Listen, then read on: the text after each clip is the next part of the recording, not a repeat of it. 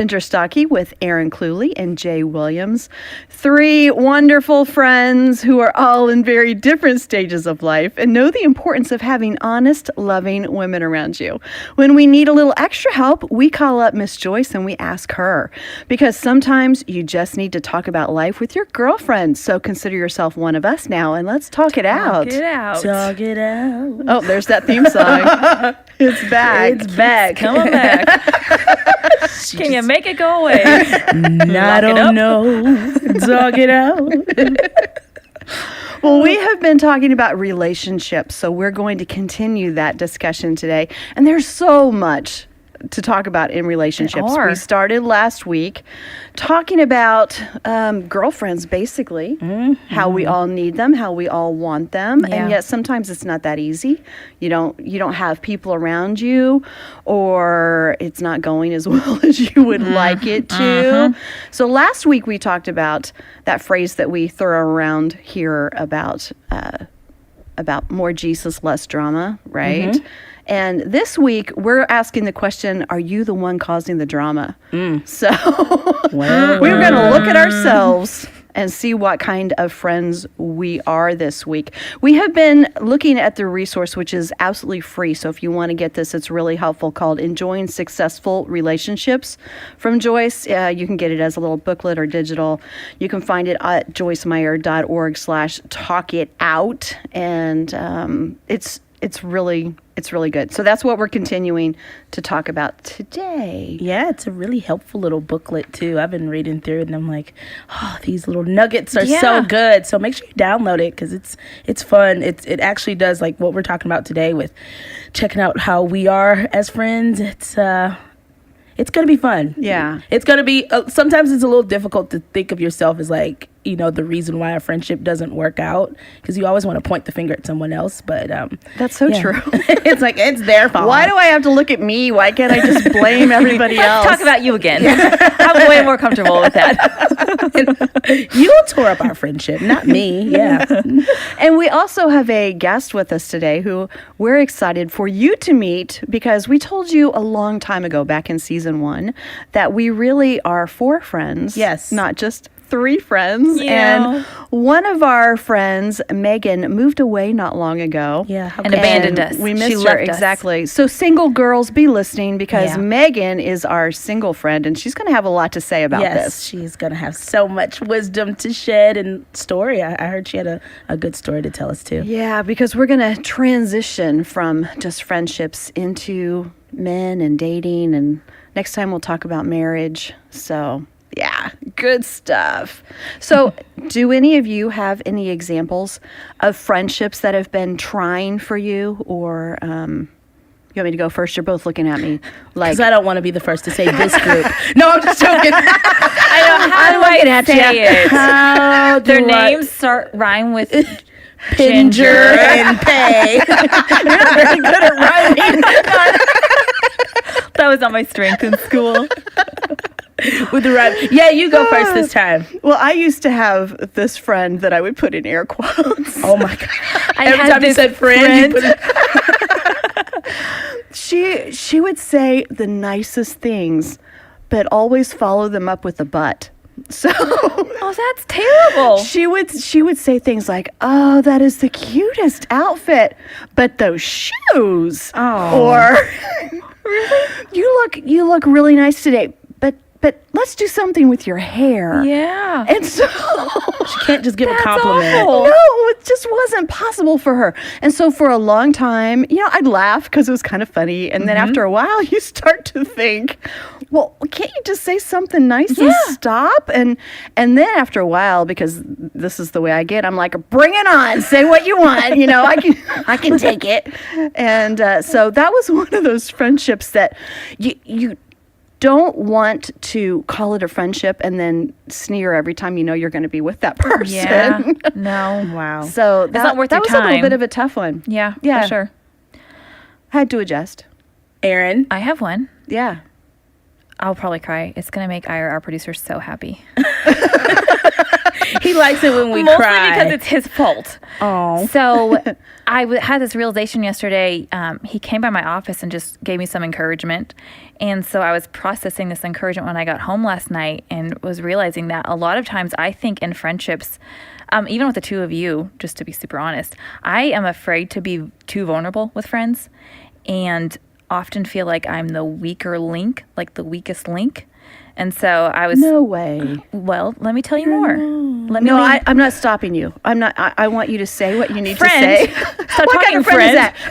That is totally wrong what you're saying. I'm just making faces like, no way. And your eyes are getting real squinty at me. Yeah. I was realizing just last week I had this thought that like I am the weak friend of the three of us, and I don't even deserve to be sitting here with the two of them because they're brilliant and beautiful and funny, and what do I have to offer these friends? So I seen myself like that causes me to pull back and not want to be as honest or as I know I'm confident in myself. However, I can see that those things come up sometimes. So with friendships like the two of you, I'm not good enough to be your friend, so I'll just kind of pull back.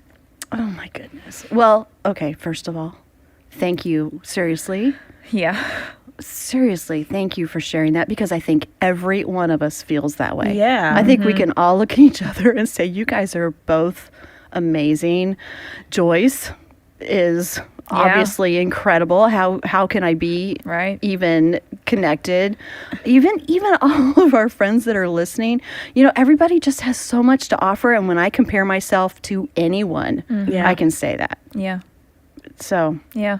You are the person that keeps this friendship even kind of, you're like the heartbeat to it. You keep the party going. You always making sure that we're all staying connected, because both Ginger and I do have a tendency to kind of just like, well, I haven't heard from them. It's all good. And we just keep going with life. But you always are like, so guys, when are we doing something? Where are you? You are our glue. And so I love you so much. And you have so much to offer. I think you're brilliant. I think you're a creative genius. Honestly, I think you're really, really bright. And you have such an amazing gift of encouraging. So when I'm around you, I always feel better. I literally can walk around you and you find something nice to say about everybody. That's genuinely who you are. And so I feel better because you're my friend. I need you in my life. And I think everyone listening can hear that. Yeah. The things that you've been able to share on the podcast have been so authentic and so real and from your heart.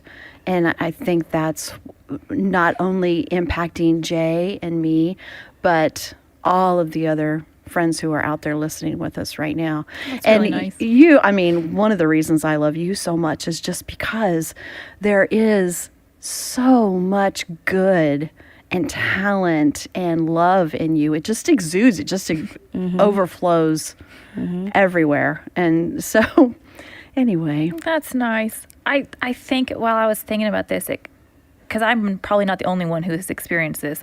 Our friends listening are probably get it. That it is hard to be vulnerable sometimes in your relationships because you compare. When you get close to someone, there's that comparison or trying to figure out like what your footing is and where you fit into a relationship. And the enemy doesn't want us to have close friends because when you in our relationships, for example, with each other, we encourage and strengthen each other because we're pushing each other towards Jesus and we're building each other up. Well, the devil's not going to like that. Right. So he's going to mess with us. Yeah, and definitely. So just to get in there. So I think it's important. And what you're doing here on the podcast, too. Yeah. Yeah. He is not going to like what you're sharing here because it's helping a lot of people. Yeah. And let's be real.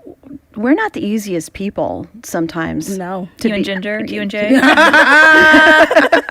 I know I'm not. We're kind of strong women, and you are too, Erin. And so for all of us to be in this together, I think it's just a God thing. It's just kind of nothing short of a miracle. Exactly. Yeah. Exactly. And I've had people that ask, like, how are y'all so vulnerable on this podcast? Yeah.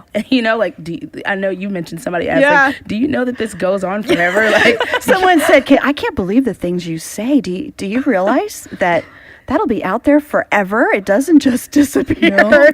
Like, yeah, we realize it. That's kind of the point. If we're not going to be real, we're not going to do it. Yeah, and that's what makes this friendship so so strong, and that's why you all can join along with us, is because we are truly like it's kind of like walking on like shaky ground, but like thin ice. Like, okay, I'm gonna share it, here we go. Like even if you saw like our body and then language, you hear the crack, and the ice falls through. It's like, and we just go for it. But that's why it's good to have good people around, so that you can feel safe to say those things that even what you just shared, Aaron, and I'm sure we'll share more in this particular podcast, because friendships, and that's the one thing that I've had to work through. Friendships are not they're not easy. They're work. Yeah, right? Absolutely. You have to work at them, and you have to be okay having difficult conversations.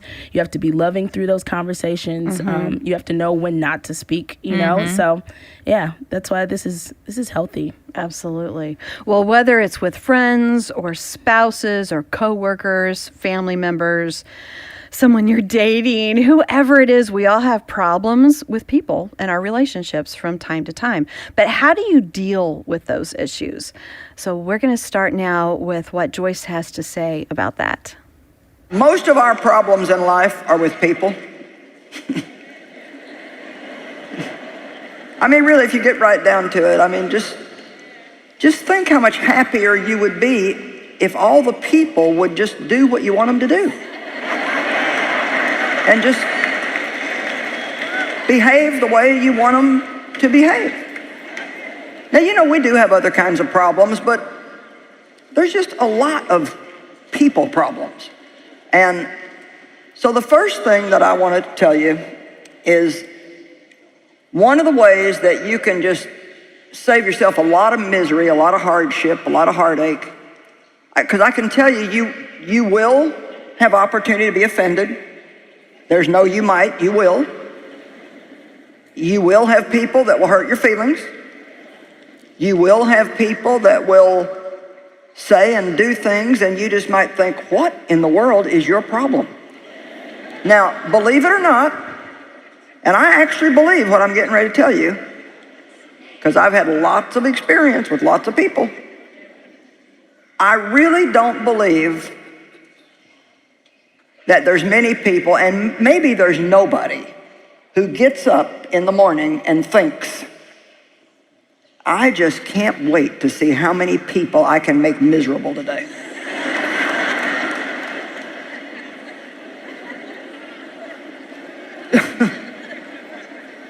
I mean, I just don't think that people do that.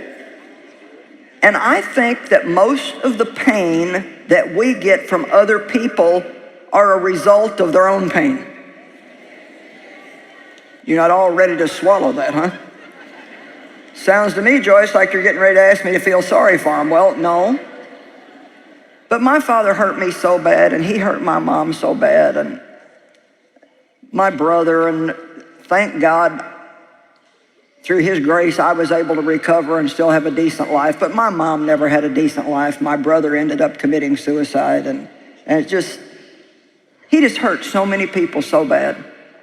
But you know what? He was a hurting man. He was a miserable, hurting man. And when you're miserable yourself inside, it's going to come out somewhere. And it's going to come out on somebody. Now, that doesn't mean that it's okay for people to do that.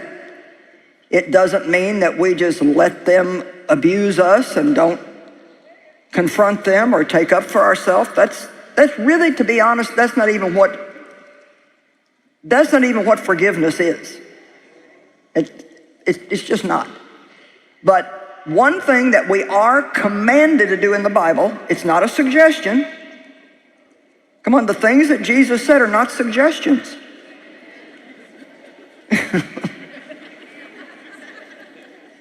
They're commandments. And not all of them are things that will keep us out of heaven if we don't obey them, because we're saved by grace through faith. But the things that God tells us to do, every single one of them are something for our benefit. Come on now. Every single thing that God tells us to do, he's not trying to make it hard on us. He's not trying to give us impossible things to do. Which most people would tell you that one of the hardest things that they ever have to do is forgive somebody who really hurt them really bad. Amen? And we just think it's not fair, and how could God ask us to do that, and on and on and on. But he's really trying to help us by doing that. And so, since we have all these people in the world, and we've already established that they're not all going to be nice to us, and then we see that there's a command that we have to love them. Now, I wish that the Bible said, love the people that are lovable. But it doesn't. We have to somehow learn how to love people that are very difficult to love. I love what she said. I wish the Bible said love the lovable. I know. Isn't there a version that says that? I wish it was. The New Standard J version, yes, that's what it would say. Yes. I'm really good at loving easy people. I rock at that. Yeah. It's the ones that aren't so easy that cause a little difficulty for me. Well, that line that she said that of course we've heard from her many, many times, but it's so important to remember is that usually you're hurt because of the hurt in someone else. Right. Yeah. That's where it comes out. Yeah. And I've had a relationship in my life that I have really seen turn around through remembering that, because it's been hard, and the things that are said or the things that are done, and they hurt you. You know, they kind of cut to your core, and then you begin to think about the motive, because I think motives are so much more important than what actually happens. Sure. Sometimes the motive, if it's not specifically to hurt, if I can get to that point that I realize that and let go of that hurt, and that forgive thing that Joyce is talking about is really important. But I've had a relationship like that for years and years and years, and it hasn't changed. And I prayed and prayed, and it hasn't changed. But I had to change. Yeah. My shifting my perspective of our relationship and not being offended, telling myself, I'm going to be unoffendable. I'm going to be unoffendable. Yeah. And I'm not going to pass it along to someone else either, you know? Yeah. Those two things have really helped our relationships. It's much stronger. It's amazing how when you can shift your mindset, Yeah. it is what it is. Yeah, right. But then it doesn't affect you so much. It won't destroy your day because Yeah. your perspective's That's different. the key. Yeah. Is how am I going to respond? I can't change how they're going to act. Yeah. And that's what's helped me establish relationships now. I had to do this recently where a friend was just like, she's like, I don't trust you. And it was just based off of just false stuff that wasn't really me. And I knew at that moment, because my flesh wanted to say like, but that's not true. That's not that. I didn't. And then the Spirit just calmed me down and was just like, it's okay. Yeah. It's not your job to change her mind about you. Oh, that's important. Like, yeah. He's just like, it's not. And then finally at the end of the conversation, I just said, you know what? I just don't believe we'll be friends. I love you, but I understand that everybody's not going to be my friend, and that's okay. Yeah. I still love you. We can still...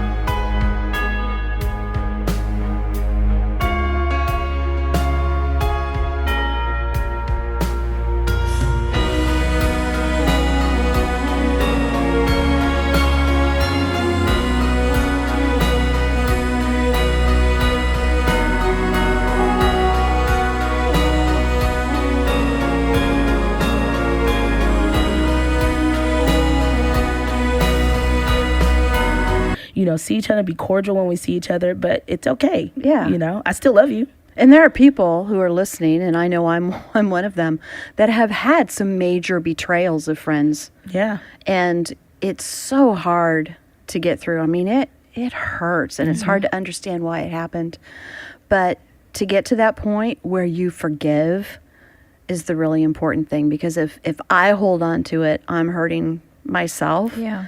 If I can forgive and do what you said, Jay, just I understand that we're not going to be friends at this point, but I'm not going to hold this as bitterness. I'm not going to hold this against you, and see what God does with it from there. Yeah, and it's still something I'm working through, because I literally have to keep saying, like, if Jesus can say, forgive them for they know not what they do, forgive them for they know not what they do. You know, like, if he can do that, I can do that. I have a hard time saying goodbye to relationships just because as you grow in life, you can't keep all the friends you've ever had.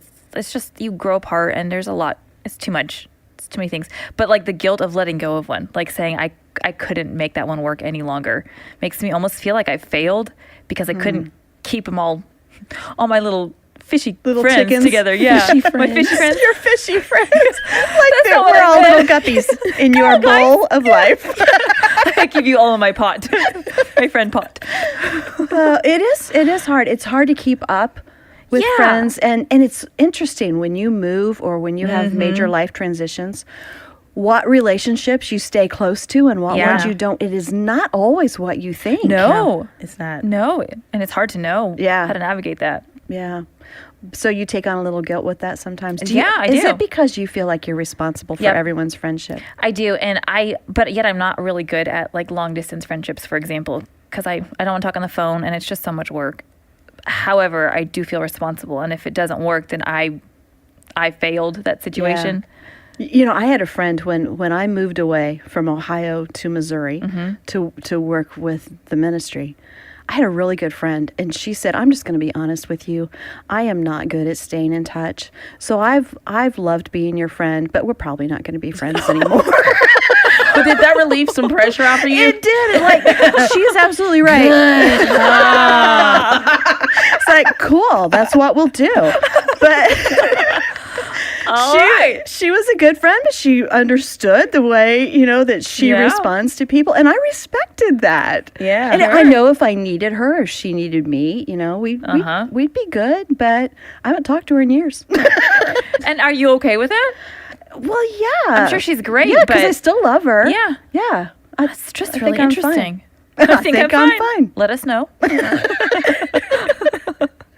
Well, I can't even imagine some of the hard things that people go through with friendships and how much it hurts them. And then they build up walls and other people can't get in to be friends, So that big question that we were talking about earlier is looking at yourself and asking those questions instead of what other people do to you. Yeah. It's those questions of, am I a good friend? Do we ever stop and look at ourselves for the source of the problem? Joyce is going to encourage us to do that in her special way. Okay, so now I got a question to put out to you. Because God's asking me this, so I'll just share with you. Are the people that you're having a hard time loving, are they really that bad? Or are you just maybe a little too picky?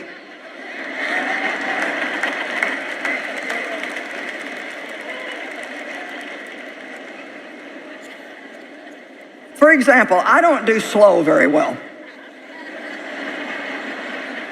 I'm like, I can do more things in 1 hour than most people could do in a week. And I think fast, I make fast decisions, I move fast, so I just don't do slow people real well. So,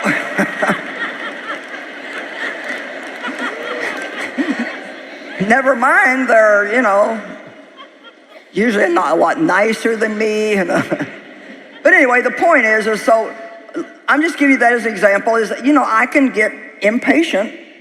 And it's not, I got some self-control now. I don't just rail all over everybody, but inside I'm like, how many in the building have at least learned to keep it inside? But see, I'm wanting to get to the point where it's not there. I don't want to have to swallow it down. I just don't want it to be there. And yes, we're growing, we're changing, and we go from glory to glory, and thank God we're not what we used to be, and I'm happy for the growth, but so really I have to ask myself, well, is there something wrong with them because they're moving slower? Come on now. Or is there something wrong with me that I'm moving a little too fast? Now, I know another somebody. This is not me, but another somebody. And they don't do well with trying to teach people things. Well, you saw me do it. Why didn't you get it? Well, I told you once. How many times I got to tell you? Well, I told you what to do and you still did it wrong. And so this person is just not a very good teacher because, now here it comes, they expect everybody to learn as fast as they do. But everybody don't. And the thing we got to realize is if you have a quick brain, it's because God gave it to you. It's not because you're better than or smarter than or above. You got it as a gift from God, and He gave it to you for a purpose, but the purpose was not to look down on other people who aren't like you. Jay, I think you brought this up before, that you've wanted your friends before to be more like you. Yeah, that was a realization that I had before, I was upset with people because they weren't like me. Mm-hmm. And I didn't know that initially, but I then, after reflecting, after the friendship was over, it was kind of like, well, what didn't I like about it? It's like, well, they weren't as thoughtful as me, like I was always the one planning the parties or like planning the get-togethers. And even it took a lot for me to actually want to be around people because I'm really introverted. I really don't like a bunch of people. Like I like to like kind of be by myself. Yeah. And so I would always go outside of myself to like plan things and to do things for these people, and then they wouldn't do it back, and I'm like, and I even got out of my box for this, like and it was just years and years of that disappointment, and I'm like, well, that's why I felt like I am better off just by myself, because then I won't be disappointed that people can't be as awesome of a friend as me. Yeah. Because it's true. I'm great. She's right. True. She's right. You are awesome. Yeah, not that awesome though. It's really a good point. We do want people to respond the way that we would. That's how we understand life. Yeah. Mm-hmm. So we want them to act the way we would act, or we'd want them to act. Mm-hmm. And we're all so very different. It's true. When you get married, you talk about like how your differences work together. You talk about the 5 love languages for your spouse and all that, but you rarely talk about that in your friendships. Mm-hmm. And so it's the same kind of thing. Yeah. Like you need different things than I need, but I can't just do what works for me for you. That's not the way friends work. Well, and talking about everybody being different and not wanting the same thing, we told you earlier about our friend Megan.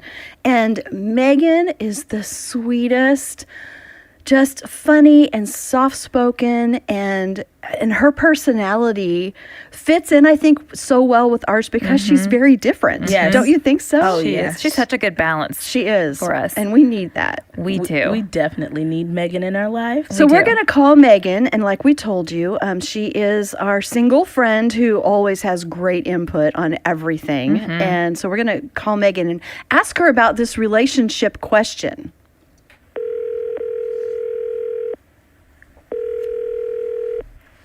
Hello. Hello. Hi, is this our friend Megan? Hi. Erin was just saying. I'm glad to hear your voice. We're glad to hear yours. I just can't help it. Erin was just saying when she talks to Megan, her voice gets higher and higher because she's so excited. Hi, Megan. I love you. Well, mine doesn't. Hey, Megan. Hey, Megan. What's up? What's up? Well, Megan, we're talking about friendships, like you know, and we were just talking about how much we need you in our lives, and you're just such a wonderful balance for all of us, and we love you, and we think you're wonderful. But, you know, that aside, let's talk about the real stuff. I want to know, from your perspective, when you look at relationships with girlfriends, as a single girl, how important is that as a single woman to have people around you that you can trust and depend on? Next to God, it's probably the most important thing. And I could go on and on about just the three of you, but like, he's blessed me with such great friendships that, you know, have been there for me through so much. I mean, I've moved across the country. I've changed jobs a couple times, been through like hard family stuff. And without friendships, like those people that, you know, your family knows everything about you. They watched you grow up. They're with you through thick and thin. But friendships that like you choose to have in your life and they choose you to have in their life, like it just goes without saying how important that is, that you can lean on them and choose them day after day to be there for you. I love that. Me too. We haven't talked about that there's something really wonderful in being chosen by someone else. Yeah. It feels be a so friend. good. Yeah. Yeah. Thanks for choosing me, Megan. Yeah. Oh. Just need a group hug. Well, that's a great answer because, like you said, God is still the number one priority, and we've talked about that a little bit. You can't put friends before God, but we need people, and He knows we need people. So that makes a big difference. Well, and all in different ways too. Like I love seeing how He just orchestrates friendships, and like sometimes they're just seasonal. Sometimes you only have them for certain times. But like us, it's been a long distance thing now that we're all conquering, even though it stinks. But just I love how He beautifully does that. Like for different seasons and in different places. Like He's just so great like that. He is. We also want to transition a little bit and start talking about men. We've talked a lot about our girlfriends and the importance of those relationships. But when you look at friendships with men and beyond that, dating relationships, and like we said, next time we're going to talk about marriage. So Megan, as a single woman, what's the dating world like now? Tell us so we can live vicariously through you. I don't know if I want to. Yeah, it's probably not that. It's not always easy, is it? No. I would say it's really challenging. I mean, I only know it for what it is right now, but I think social media and movies and television, like, it can make it really hard to have, like, an authentic, like, relationship with a guy, and even sometimes just a friendship, because there's that stigma of, oh, if you're married or if you're friends with a married guy, there's obviously something going on there. Not necessarily. I mean, don't get me wrong, sometimes things happen, but, like, based on things that I've seen and social media and just different friendships and everything, like, it can be really hard, like, just to be friends with a guy, and even if they are single too, like, you guys have different expectations of the friendship that may not always be communicated, to where you can end up not being friends because maybe somebody had feelings for someone else and they went unspoken. And so it's definitely been a little challenging, but it's good. She's so optimistic. I wonder, Megan, do you feel like it's true that some of that is more difficult when it comes to Christian single men and single women? Like there's some expectations put on you by, I say the church, quote unquote the church, but where it's just a little bit more challenging, whereas maybe that's not the case if you don't both know the Lord. Obviously you should. It's not my point. Yeah. Like all Christians are moving toward marriage only? Yes. Yeah. Like maybe Christians should only be looking to get married. You can't just be friends with the opposite sex. Yeah. Yeah. Yeah. I think so. Just because there is that, like, in the church, like, you know, when you're single and other people know, oh, there's another single guy in the church, it's like everybody tries to play matchmaker. And I know people's intentions are good. They get excited about love, and they know two single people, and they want to piece them together. And well, you're the only two in the world. But it is. That's kind of like that whole pursuit, too, of, like, almost guys just don't know how to pursue or just be friends with a girl first. It's, if I'm going to talk to this girl and I know she's single, I have to pursue her. And what does that look like? And what are her expectations and everything? So I think within the church, definitely it can be more challenging than just in the world. Yeah. How's that pressure kind of build up for you? Like, I know that you've had experiences where maybe you thought a relationship was going well and then it didn't, or other people put pressure on you. Does that release valve ever just kind of go off and you lose it? I don't know if I've shared this with many people at all. I've been talking to a guy, kind of like on and off dating, just getting to know each other. We've gone out a couple times, and my mom and my aunt were coming to visit, and he knew that they were coming. And this was like at a point in my life where I was just super insecure and kind of like that. I put all my eggs in one basket. I was just expecting things to work out with this guy because I'd heard good things about him. And that weekend came, and I didn't hear from him at all. And that wasn't like new to me, that it was kind of like that. Like, I'd hear from him, we'd go out on a date, wouldn't hear from him for a while. So the weekend came, he knew like my mom and my aunt were coming, and didn't hear from him at all. And we were shopping, we were in TJ Maxx, and my mom was like, I was really hoping to meet that guy. It sounds like you're starting to like him. And I just started bawling. Like, we're in the main aisle, and I just lost it. And, like, you guys know me. I do not like attention on me. No. And I am also not a quiet crier. So I'm, like, hands in the face, like, crying. And my aunt turns around, and she's like, what did you say? And so they both are like, what's wrong? And I said something along the lines of, like, why is it that no guy wants me? Or what is it about me that, like, no guy will commit to?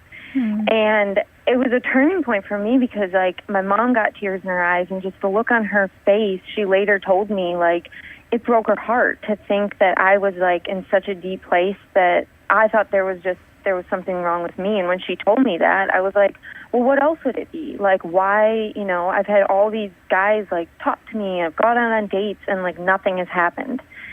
And from there, it just became, like, this huge, like, deep walk with God in me finding who I am in Him, and not in having a boyfriend, a guy liking me, a guy meeting my mom and my aunt. Like, it just was a walk with Him. So the TJ Maxx meltdown led to good stuff. Yeah. It's not, It did. We all have our meltdowns somewhere. Often in public. Yeah. Is it okay if we just call you sometimes when we need a little Megan input? Now and then on the podcast. Yes, of course. I would love that. Okay. We'll just call you off and on, and Erin's voice will get really high, and we'll all be really happy to hear from you. It's time to talk to Megan, because Erin talks like this. Thank you, Megan.